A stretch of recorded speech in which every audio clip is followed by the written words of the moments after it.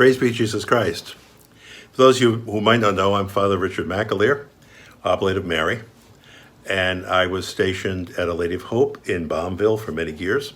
We had the healing ministry there, and I want to welcome you all to this healing mass and pray God's blessing upon all of you who've come and all those who will be ministering, and a very blessed and sincere shout out to the CFR community for hosting the healing mass. As you know, the history of A Lady of Hope goes back to the early 1970s. By mid-1970, it was sort of up and running. And they had the prayer meeting, of course, and various ministries that worked out of the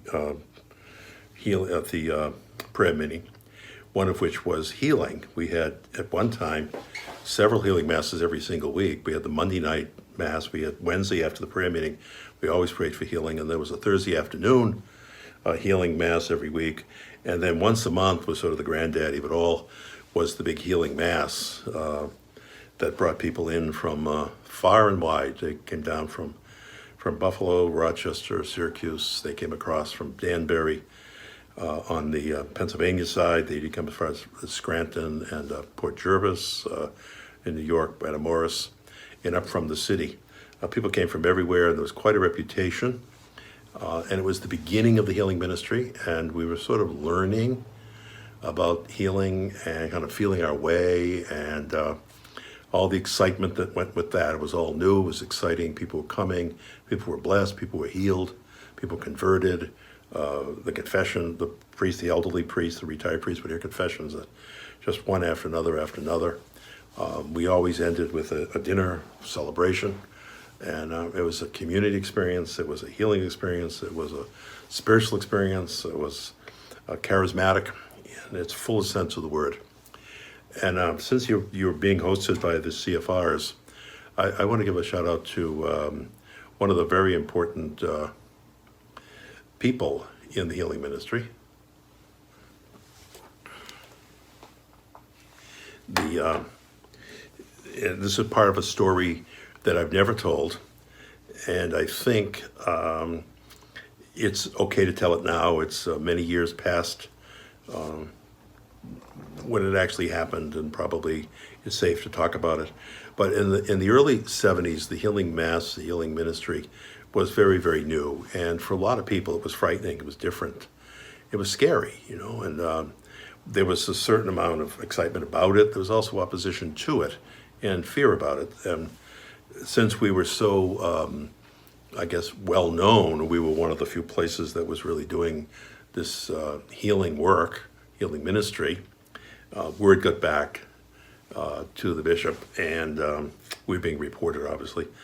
And they sent up a team to examine what was going on, make recommendations to the diocese about how to handle this, and to see how what we were doing and how we were doing it. So this team comes up from the chancery, and one of the members of the team, which I would think was the head of it, I'm not really sure, was Benedict Groeschel, who would go on to become the founder of the CFRs, who are hosting this Mass today. Benedict was a truly, truly holy and an honest man who wanted to himself learn about the healing ministry. He had exposed to it somewhat in New Jersey, he said, but this was all very new to him. And these guys came and they looked at everything. They followed us around. They observed the healing going on. They interviewed people. They had meetings among themselves.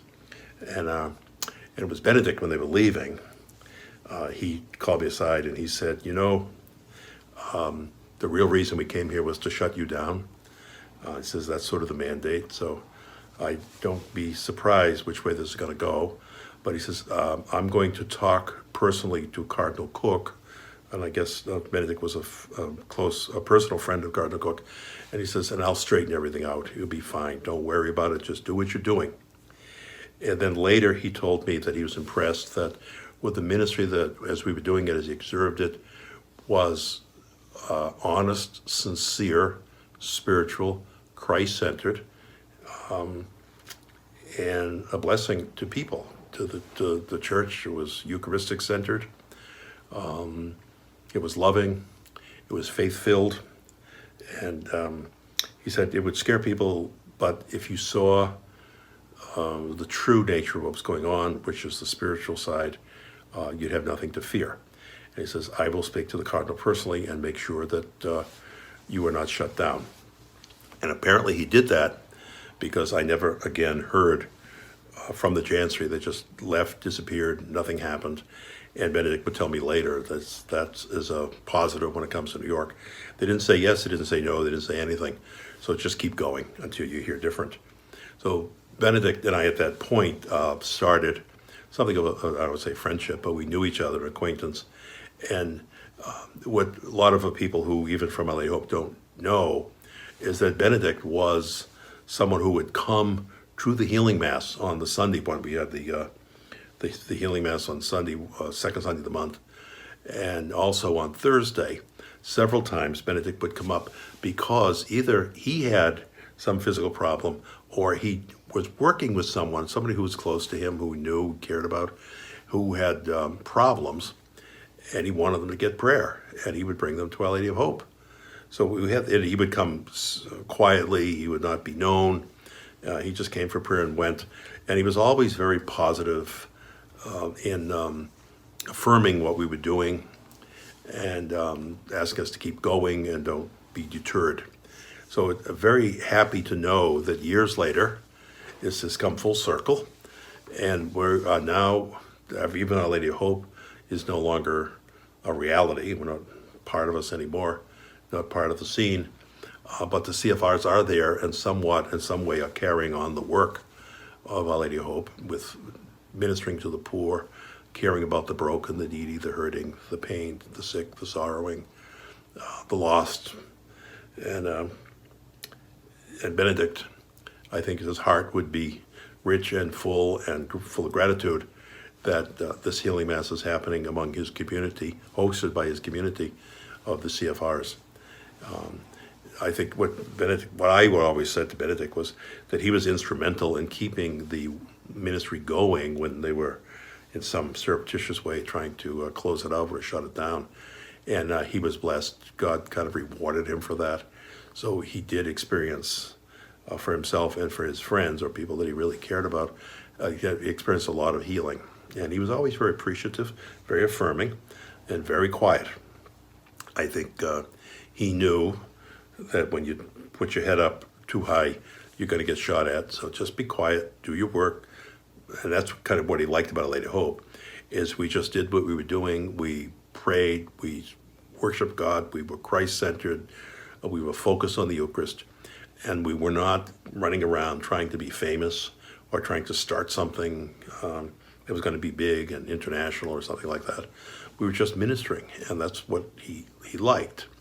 So you're carrying on a great tradition here, and I want to welcome you all to the Mass and know that God is very, very present. There are two things which are important and which are kind of the foundation stones of the ministry that we had at Our Lady of Hope and the ministry that you are having now, is faith and it's love. Paul wrote to the Colossians, I never stopped giving thanks to God for you since I heard about your faith and your love. And so those were the two things that Paul found important. He didn't say, I heard all about your programs, I heard about your success, I heard about your organization. None of that stuff is really ultimately important. He knew the foundations, the basic, the most important central issues, which were the faith and the love that are expressed and lived and brought forth in, many ministries, but in the healing ministry. And those are the two things that we want to celebrate. The first, faith. Now, very important, and I think somewhat at Our Lady of Hope, you didn't bring in some great speaker, some great healing minister, so-and-so is here from Australia or from Canada or from California. Even though at different times I would love to have had somebody, but it was just us. It was a community. It was a community of faith, and there was faith not in somebody, not in a program, a faith in Jesus Christ. And that faith in Jesus was expressed through the community. We were a community of faith. And the belief was that Jesus Christ, who is the Lord, who is the Savior, who is the healer, he is alive and he is present, which is why the Eucharist was always so important to us, because that is the living presence of Jesus. And the healing ministry was based on the healing, loving presence of Jesus Christ. And that was manifested in many ways. And everyone had a share in showing forth and reflecting this living presence of Jesus. So when we talk about the healing gifts, the gift of healing, it was not like anybody had a healing gift, but the community had a healing gift. The St. Mary's has a healing gift. The CFR have a healing gift. It's not embodied in one person. It's shared out among everybody. Everyone had to have a role to play. We had people, I always said that with the healing experience starts when people came. They showed up. They were welcomed. They were welcomed at the door by a greeter. There were ushers who lovingly accepted, welcomed, and blessed people as they entered the building, into the church. The healing ministry was continued in the music ministry that glorified Jesus Christ and lifted people's hearts and souls and minds to the Lord. And we had wonderful healing prayer from people, simple people. Didn't have to have great, dynamic, dramatic sort of prayers, but simple prayers that were said in love and in faith. There was the healing touch. That somebody always laid hands upon the sick, and that was important because there was a solidarity, there was a connection to the people who came, there was a welcome. So there was somebody who would touch, who would bless, who would be present. There was the music and there was the welcome, and we even had a dinner. We had a sharing of a meal when it was over, and that continued. It wasn't an afterthought. That was a continuation of the healing work that started around the altar with Jesus and continued on, as to say, with Mary, Blessed Mother, hosting everybody in her son's house. Anybody, you go to somebody's house, the mother especially loves to feed you and have you sit down at a table. And that's what we kind of did whenever we could, and especially that Sunday healing mass, is people were fed physically, they were fed spiritually too. So where was the healing gift or healing ministry happening? In the community, just as it is right there with you today. It's the priest, it's the minister, it's the preacher, it's the song, it's the welcome, it's the ushering, it's the love that happens, and it shows forth the presence of Jesus Christ. And Jesus Christ is glorified. Jesus Christ is pleased, he's blessed, he's happy, he's joyful that he is being glorified. We don't glorify anything other than Jesus, and that is so important. Because I've seen this in my travels, is that some group will either latch on to, this is a program, this is how you do healing. You do ABC and everybody gets healed. You do 1, 2, 3 and everybody's got to get healed. You use these scriptures, use this prayer, you use this relic, you use this formula, and you'll see healing. And all those things actually are positive and good. I have no problem with that. But that's not the answer. The answer is Jesus, and the way that we show Jesus, manifest Jesus, lift him up, and let him be glorified in our midst. That is a work of the whole community, not just somebody. So everybody has a share. And even those who don't know what to share because you're hurting and you're needy and you're scared and you came to receive because you need healing, even you bring something to the table. You bring your need, you bring your openness, you bring your hunger, you bring your outstretched hand. And all of that kind of touches the heart of Jesus. When Jesus looked out and he saw the people, he was moved to compassion. And that compassion moved him to healing.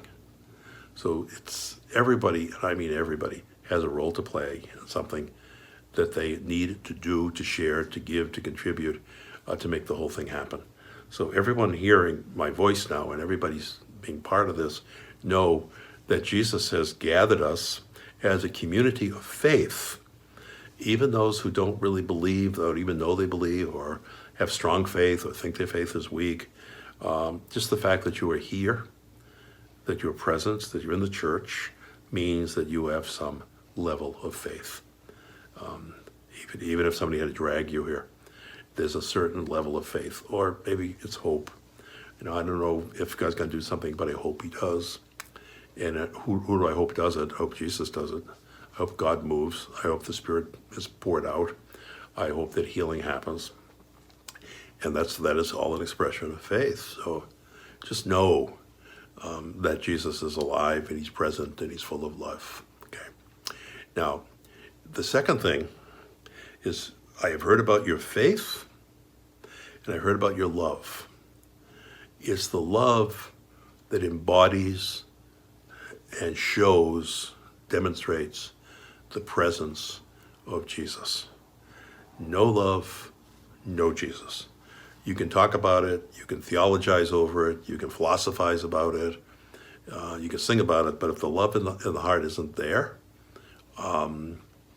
then something is definitely missing, desperately missing, and it blocks the flow of the Spirit. What I mean by love, we love one another. We love the poor, we love the sick, we love the people who come. All the poor are welcomed. The hurting are welcomed. The needy are welcomed. And it's a welcome of love. It's come into the embrace of the Father. And that is shown forth, it's incarnated, it's embodied in the community. The community has love. So who's welcomed at a healing mass or into ministry? It's everybody. Suppose you're a sinner. Okay, Christ loves sinners, doesn't he? He came for sinners. Christ was known as a friend of sinners. So if you hear you say, I'm an awful sinner, well, guess what? Jesus is your friend. And that's not a bad place to be. Let your friend minister to you. Let him send somebody to help you, to touch you, to bless you, to bring healing to you. But just open your heart. It's the love of God. So the love is embracing. Love is celebratory. Love reaches out and doesn't make distinctions between who's worthy, who's unworthy, who should be here, who shouldn't be here. If you're sitting here in this church, if you're at this church, then you should be here because God called you here. There's no way that you got here on your own without the intervention and the blessing of God. If he didn't want you here, you would have struck dead on the way. But you're here, and the Spirit of God moves wherever there's love. It's the Spirit of God's love being made manifest and being poured out. So the hurting, the needy, the sick, the broken, the desperate, the lost, the sinner, they find something. They find hope. They find Jesus. And there's only two ways you can come to Jesus. One is you come as a faith-filled, loving person who wants to celebrate your faith in Jesus, and that's wonderful. And I mean, it is wonderful. That's terrific. It makes the church. So you know Jesus, you've met him, he's touched you, he's blessed you, you celebrate him, and that's good. Now, the other is that you don't know Jesus and you're looking for him. You need him. And sometimes you don't even know what to call it, but you need him. And Jesus has you here. If you can open your heart and rest in his presence and let him bless you, let him touch you, let him heal you. So this is a time really to celebrate Jesus and to lift him up and to glorify him. And the CFRs are dedicated to Jesus. It's a person, it's somebody, it's the kingdom of God, which is embodied in Jesus. And the poor are welcomed, the hurting, the sick, the needy. They're all welcomed. And everyone's embraced, and everyone's is loved. And no one is rejected, no one is turned away, no one is judged and condemned. Everybody has hope in redemption and forgiveness and in healing. So let us glorify Jesus.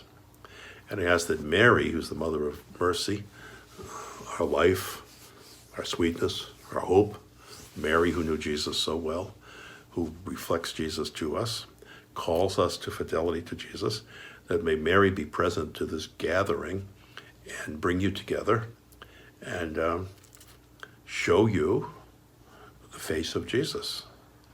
So may the Lord bless all of you and each of you, and the good priests and ministers of the altar, the CFRs, and then everyone else who's part of the team who's putting us together from Poughkeepsie and Hopewell and Beacon and all the up and down the Hudson River, those who used to be at Our Lady of Hope, those who were not at Our Lady of Hope but still are members of the Church of God, Church Community of Faith. So when this is over and they talk about the healing mass that happened in Newburgh this day, I want people to say, did you hear about the healing mass? I heard about their faith and their love, and that Jesus was glorified. And when Jesus was lifted up, he drew everybody to himself, and healing happened, blessings were poured out, everyone was filled and enriched by the presence of God in Jesus. May he have mercy on us all and draw us into this loving heart, and there we will find peace, happiness, rest, and life. Amen.